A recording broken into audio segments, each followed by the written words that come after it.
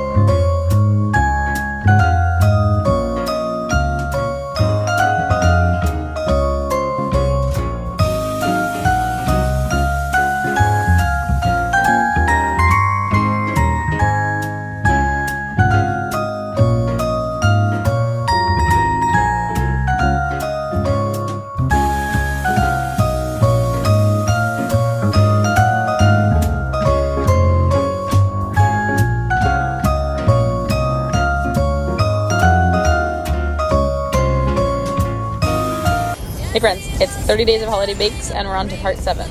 This one technically isn't a bake, but it's still a fun holiday treat. This is a white chocolate peppermint hot chocolate bomb, with marshmallows of course. Drizzled with some white chocolate and then topped with some crushed candy canes. I love how bright the green and red candy canes look against the white shell. Just beautiful colors.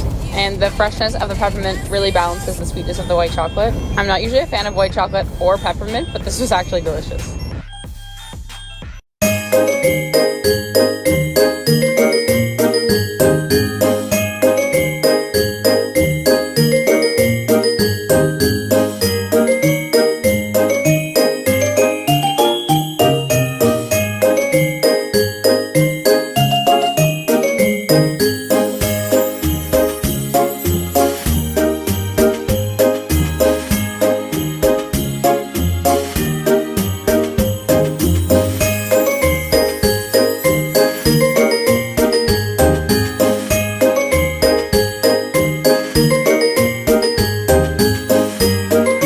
Hey friends, 30 Days of Holiday Bakes Part 8 has brought us chocolate orange cupcakes. When I was younger, Santa would always put Terry's chocolate oranges in my stocking. And I'm not gonna lie, when I was a kid, the chocolate orange flavor did not appeal to me. But as an adult, I really like it. So I cupcakeified it. This is a small batch recipe for only 6 chocolate orange cupcakes with chocolate orange ganache, chocolate orange buttercream, and a garnish of a dried orange slice. So cute. Hey friends, for 30 Days of Holiday Bakes Day 10, I've basically just tweaked one of my favorite recipes. This is essentially my chocolate overload cake, but I made it mocha flavored because that reminds me more of the holidays. Because, you know, it's cold outside, you're drinking more coffee, or the same amount, I don't know, I don't drink coffee. But the flavor does remind me of when it's cold out. This is a 6-inch, 3-layer mocha cake filled with chocolate ganache, chocolate-covered quinoa puffs for a little bit of crunch, and it's all coated in a chocolate buttercream. For the top layer, I mixed some buttercream with a little bit of the leftover ganache so that the ganache poked through and it was kind of like a streaky marbled effect. And then I did a curtain drip and topped it all off with a little bit of piping and then a bunch of chocolates because it is a chocolate overload cake. Quite often people say that's too much chocolate, and my tip is don't request a cake that's literally called chocolate overload cake if you don't like chocolate. Now, those comments are from random people on the internet, not people actually eating the cake, so they don't actually matter. But it never really made sense to me why you would comment, "That's gross," when you know you just don't like that flavor. Hey friends, 30 Days of Holiday Bakes Part 11. We're making white chocolate Christmas trees using a Pocky stick, some white chocolate meltables, and some Color Mill food dye. These are stupid easy to throw together, and they can either be served as just a cute little snack, or you can use them as decorations on cake or cupcakes. I made some big ones, but I also made some little ones. Since I don't really know what I'm using them for yet, I wanted to make sure I had a lot of variety in sizes. Hey friends, this is 30 Days of Holiday Bakes Day 12, and I can't lie, this one is not Christmas themed whatsoever. This is a chocolate chip cookie dough cheesecake. And why is this in the Holiday Bakes playlist, you may ask? Well, Tyler's birthday is in December. This is the cheesecake he wanted, so this is the cheesecake he got, and it just happens to fall in the middle of my Holiday Bakes series. So I'm throwing it in there because it was delicious. It's a chocolate chip cookie crust on the bottom, vanilla cheesecake with chocolate chips and chunks of edible cookie dough, and then topped off with chocolate ganache, whipped cream, and big balls of edible cookie dough. This one is rich, I will say that much, so you're only gonna want a tiny slice, but it's delicious and you'll wanna come back for seconds. Hey friends, 30 Days of Holiday Bakes Part 13. I was testing out this new weird piping tip that I got, and round one did not go well. I had wanted to do a mix of red and green for the Christmas theme. For some reason, only the green came out and it was really uneven and awful. So I tried again with white. This went much smoother, and I thought it kind of looked like how people decorate their boxes for the bottom of the Christmas tree. So I added my white chocolate Christmas tree, and that's it. Hey friends, for 30 Days of Holiday Bakes Part 14, I made these speculoos cupcakes. Growing up, we always had these cookies in the house around Christmas. I don't know if it's because our good friends are Dutch and they're from the Netherlands, or if it's just because my mom's German and they're European, so it's kind of close enough. But they're basically like the original Biscoff cookie. So I did a cookie crumb base, a vanilla cupcake, cookie butter filling, and cream cheese cookie butter frosting. Hey friends, we are halfway through 30 Days of Holiday Bakes. This is part 15, and these are white chocolate pistachio macarons. I made a batch that actually turned out. I will not say they are perfect, but they look pretty dang good and they taste pretty dang delicious.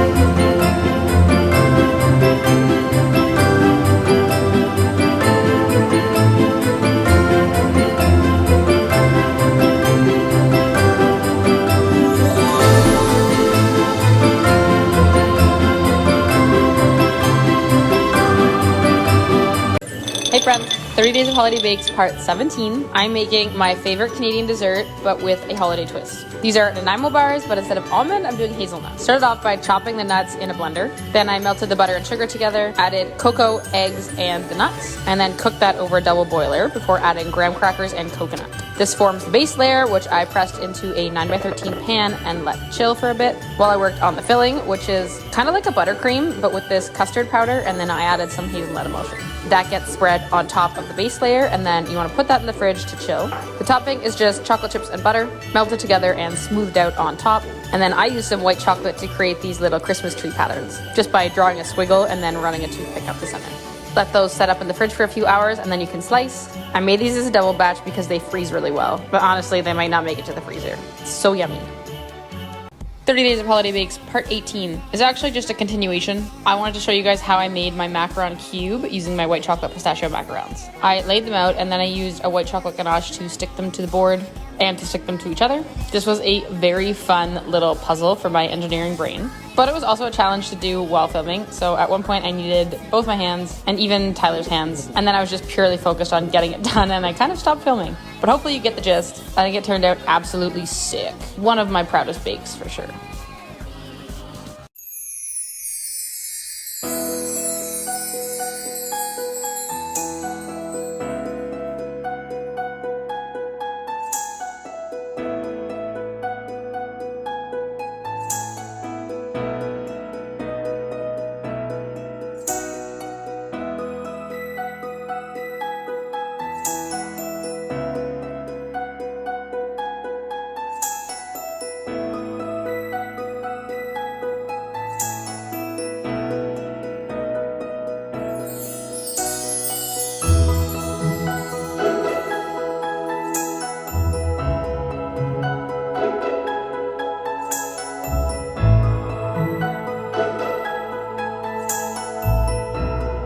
Hey friends, we're making these Rudolph cupcakes for 30 Days of Holiday Bakes, part 21. I piped on some chocolate buttercream and then placed it upside down on parchment paper and put that in the freezer. While the cupcakes were setting up, I piped some melted chocolate into the shape of some antlers. And then I peeled the parchment off the cupcake to reveal the nice flat top. Then I piped the base for the nose, the eyes, and 2 little ears before adding the little eyeball candies and then an M&M for the nose and sticking in those chocolate antlers to the side. It's very cute, kind of goofy, and fairly simple to make. Let me know what you guys think. Hi friends, we are making candy cane chocolate covered Oreos for part 22 of 30 Days of Holiday Bakes. These are actually gluten-free Oreos, which I did not even know were a thing, and I'm very happy to hear. Very simple process here. Melt some chocolate, stab the Oreo with a fork, dip it in the chocolate, drizzle with some chocolate, and then sprinkle with crushed candy canes. Cute and simple and very easy to make gluten-free. Hey friends, 30 Days of Holiday Bakes part 23 is classic snowflake sugar cookies. I'm not a cookier. I just kind of copy what I see other people do and I don't really know why I do it. Like using this toothpick to smooth things out and shaking the cookie and stuff. Like logically, it's to get the icing to settle, but I've never been taught that. I just kind of do it because I see it. But snowflake cookies are some of my favorites because all snowflakes are different, so they don't have to be perfect. And then I always sprinkle with a bit of like sanding sugar, which further covers up any imperfections. I just think they look so elegant and beautiful. They're one of my favorite cookies to make. They're absolutely delicious and they're a Christmas classic. Like you can't make a cookie box without doing sugar cookies. Hey friends, for 30 Days of Holiday Bakes part 24, I tried something new. These are red velvet cookie sandwiches. I got the recipe from Preppy Kitchen. It's one of my favorite places to go. And it was delicious. I honestly already can't wait to make them again. I made a double batch because I wanted these to go in my cookie boxes that I was giving out to my friends. So I made like 50 of them. But I did set one aside for myself to try. And they were perfectly chewy, tangy, sweet, amazing.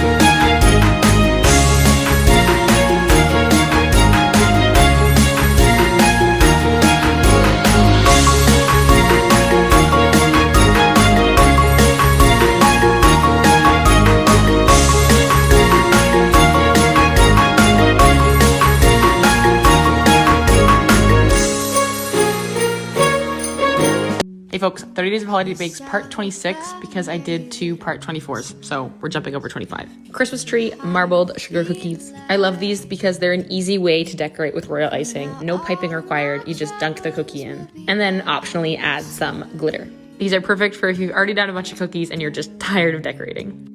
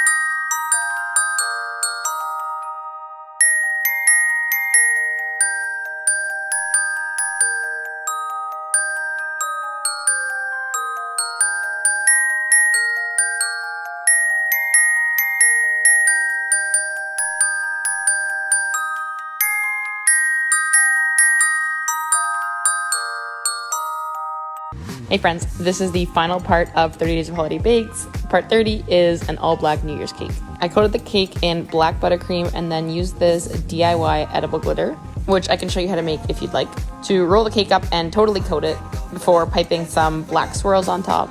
And then I used some melted chocolate to pipe out 2023 and coated those in some dazzle dust so they would pop. Stuck them to the side of the cake and that's it. Pretty simple, but also I think pretty dazzling. Thank you to everyone who's been around this year. I already have so many ideas that I can't wait to share with you guys next year. Happy New Year!